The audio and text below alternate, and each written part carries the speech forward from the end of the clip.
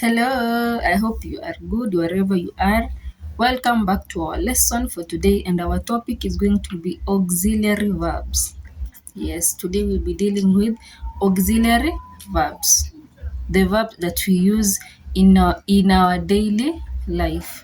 So, before we start, don't forget to like, share, comment, and subscribe to my channel. So, welcome to the lesson. Let's start. Welcome back.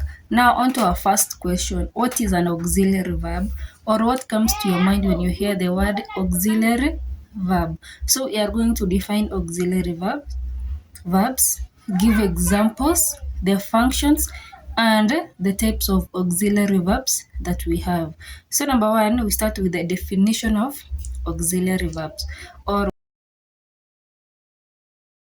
what are auxiliary verbs? They are verbs used to express tense, mood, voice, or to form questions and negatives. They define when an action occurs. So those are the auxiliary verbs. They define when an action occurs. So we have functions of auxiliary verbs. So we are done with the definition of an auxiliary verb. So next we are going to the functions of auxiliary verbs. So we have four functions of auxiliary verbs. Let's start.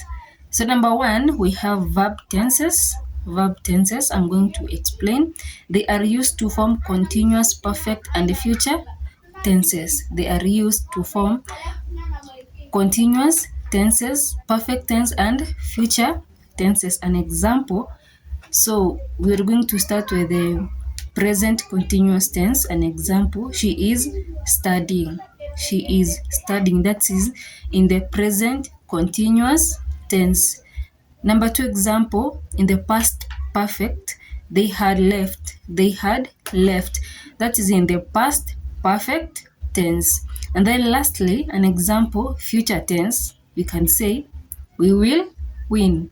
We will win. That's in the future tense. So number two, we have negatives and questions. Into brackets, do, negatives and questions. We are in the functions of auxiliary verbs. So they are used to form negative sentences and questions, or for emphasis. For example, we start with the negatives. I do not know. That's an example. I do not know. Number two, we give an example in the question part.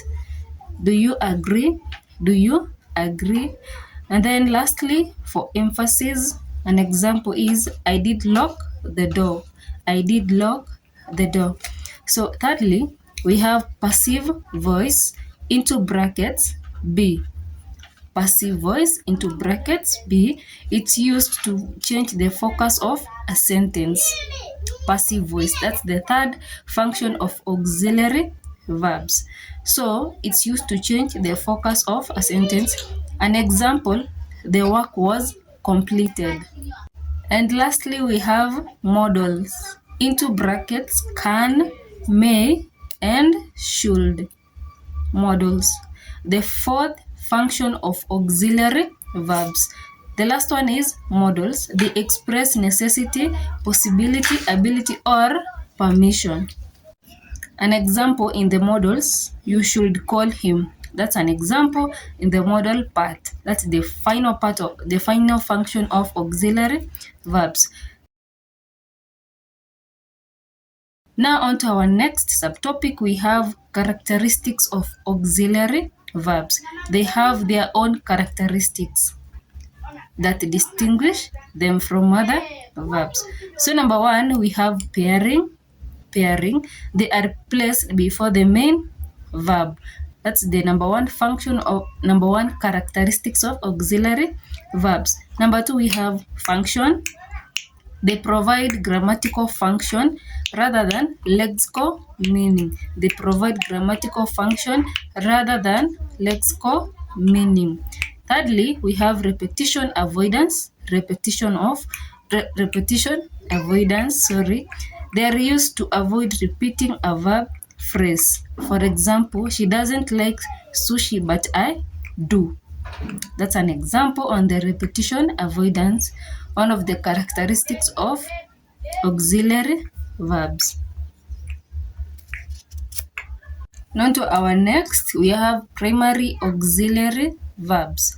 Primary auxiliary verbs, into brackets, or they are be, do, and have.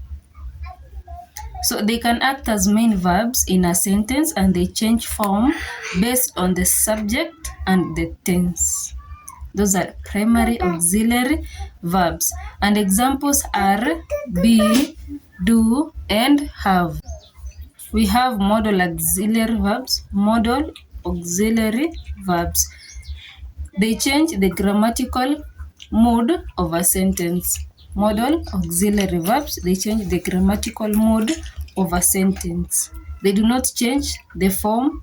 They have no s, ed, or ing ending. For example, can, could, may, might, will, would, shall, should, and must.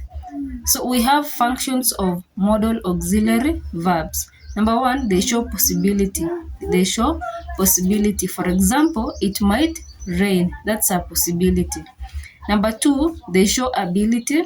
For example, it can rain. There's an ability that that it could rain today. Thirdly, they show necessity. For example, it must rain. Necessity. And the last one, they show suggestions. For example, it should rain. Sorry, it should rain. So thank you very much for staying with me in our today's lesson. Don't forget to like, share, comment, and subscribe to my channel when you're watching my videos. Feel free to ask any question that you may have. So bye. See you some other time in our next class.